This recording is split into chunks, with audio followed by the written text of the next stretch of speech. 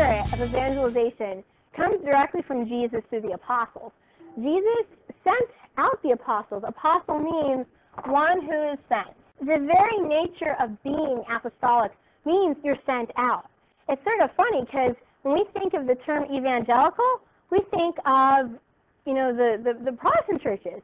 But another word for apostolic could be evangelical. It's about going out and spreading the good news. He sends the 12 out, and then when he goes during the ascension, he tells all the church, all the disciples, you have to spread the gospel to the ends of the earth. And once you've done that, I'll come back. And so, it's our duty to be like the apostles and spread the word. But we have, the 12 apostles. We saw how they went and they spread the word, and it wasn't easy. They all died horrible, gruesome deaths, except for John. Difficulty, they were still so on fire with the Spirit that they went out and spread the word. The apostles went out, they were like cut into pieces, crucified on crosses, skinned alive. And we're afraid to share our love of God because it might be politically incorrect. I mean, that's kind of crazy, don't you think? So, so apostle, the traditional title given to those specially chosen by Jesus to preach the gospel and to whom he entrusts the responsibility for guiding the church. The idea behind the apostles, especially for Catholics, is not just that they're evangelizers. It's also that they are the leadership of the church.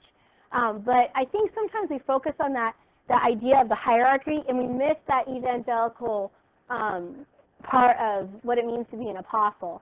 And as we saw in the video, one of the great things about the apostles is they show us the human side of the church. They sometimes miss the point of Jesus' teaching. They vied for power and recognition. Thomas doubted, Peter denied, and Judas betrayed him. And so as much as we want to strive to have a church that's good and wholesome and have integrity, we always have to remember, especially at times when leaders of the church make mistakes, that these guys are all human beings. Jesus, the head of the church, is both human and divine. But everybody else, they're just people. They're just like us. I mean, Pope Francis, to say that the Pope is infallible doesn't mean he's infallible in everything. It means he's infallible when he teaches with the church's authority in matters of faith and morals, and that's it. And so does that mean that, popes can never make mistakes? Obviously not. We've seen them make a lot of mistakes. But it's because they're human beings. And so we have to keep that in mind. It's such a beautiful, the church itself is like this beautiful incarnation. We have Christ in the church, and then we have all of us human beings striving for that teleos and that wholeness that got broken away from us during the fall. So, it's the apostles are this great symbol of what it means to be incarnate human beings. Sharing the message of salvation, as the early members of the church gathered together to support each other, celebrate Eucharist, to hear the apostolic teachings. We've talked about this. They kind of reviewed some of the stuff we've already looked at when we studied Paul, but they mentioned here the Apostles' Creed, so I thought I'd make sure we mentioned it again.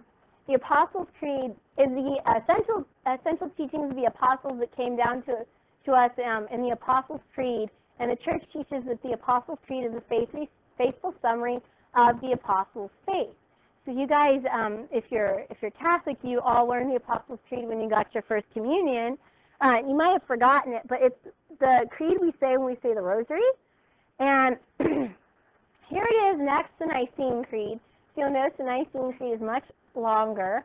This is the creed from the old Roman Missal, so you'll notice I don't have like consubstantial. It's the older version of it. But what you'll see here is the Apostles' Creed is shorter. It's much easier to memorize. Although we say the Apostles' Creed every Sunday, so most of us probably know that one better, unless you pray the Rosary every day. So, or maybe you just pray the Apostles' Creed every day. But where they've expanded in the Nicene Creed, this is where all those heresies came in. And especially in terms of Nicaea would probably be Arianism. I don't know if it was at Nicaea or Constantinople that like Remember, St. Nicholas boxed Arius out because Arius was trying to say that Jesus was not homoouso. This is where homoouso comes in. One in being with not the light from light, true God from true God, begotten not be one in being with the Father. That's consubstantial with the Father. So then we get some expansions on the Holy Spirit here, who proceeds from the Father and the Son. With the Father and Son, He's adored and glorified. So it's spoken to the prophets. Anybody ever ask you, what do Christians believe? You can just say the creed, and that kind of summarizes it. One of the examples they had in your book for a way you can evangelize was the Maryknoll lay missioners. There are Maryknoll brothers who are religious, who take vows, and we'll talk about the lay missioners. Laity refers to just us non-ordained regular Catholics. The lay missioners is an organization in which lay people do missionary work, and it was really an interesting way for just lay Catholics to go out into the world and be missionaries.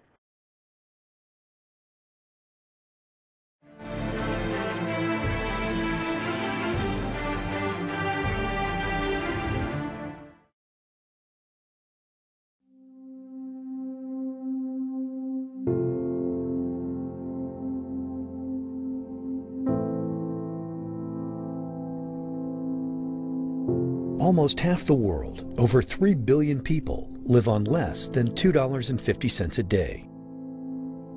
The state of poverty in African, Asian, and Latin American countries is so extreme that people can barely survive. As a result, nations around the world face serious challenges developing their infrastructure and sustaining quality education, healthcare, economic, and justice systems.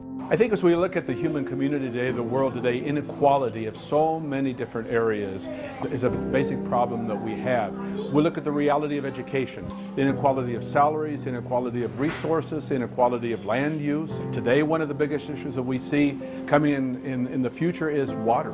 And these are the basic items that we need as a human community to exist and to survive. But positive changes are being made around the world through the many Maryknoll lay missioners who are inspired by the mission of Jesus Christ to reach out compassionately to those who need healing and restoration. As part of the global mission of the Catholic Church, they work to bring social justice, peace, and fullness of life to those who need it most by caring for the sick, comforting the afflicted, and supporting the poor and marginalized. There's a peace and joy in me that I realize that is the right path that I'm on. I dedicated myself to be a missionary because since an early age I felt a call to follow Jesus and work with people, especially in marginalized communities. And I also felt a call to work it with other cultures. And for me, the most important part about being a missionary is working with the people.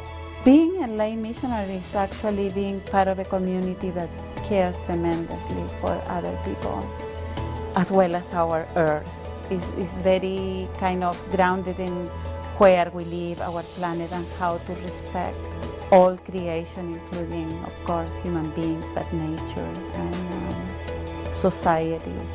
Being in a mission is a life-changing experience that separates a person from the cares of modern life by exposing them to the needs of people who are in seemingly hopeless situations. Outreaches like the one seen here in El Salvador have an immeasurable impact not only on the communities they serve, but on the missioners' lives as well.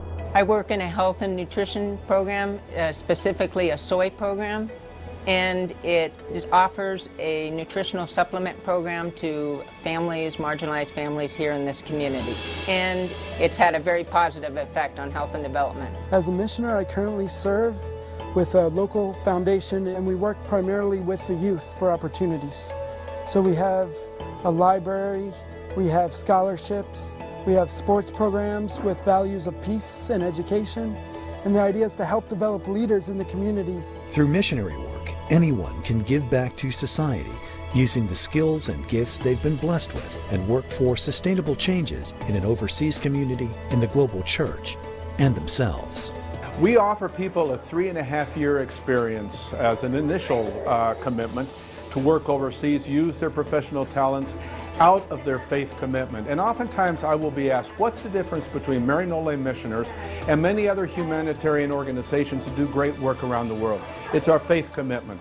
Recognized as a leader, MKLM has almost 40 years of experience in training and supporting missioners in Africa, Asia, and Latin America, and is rooted in the rich tradition of Catholic social teaching. So when a Maryknoll missioner goes in to work in a healthcare clinic, if they're a health professional, in an educational institution, if that's their background, or any other ministry that we see a need for in that area, they not only work in that clinic or that school, they live with the people in the neighborhood, they share life with them on a daily basis, they attend their parish, they celebrate prayer, they celebrate life with them. MKLM has taken up the work of creating sustainable social, educational, healthcare, and economic change for those in need around the world, and is committed to working with others for structural change to bring about a more just and compassionate society.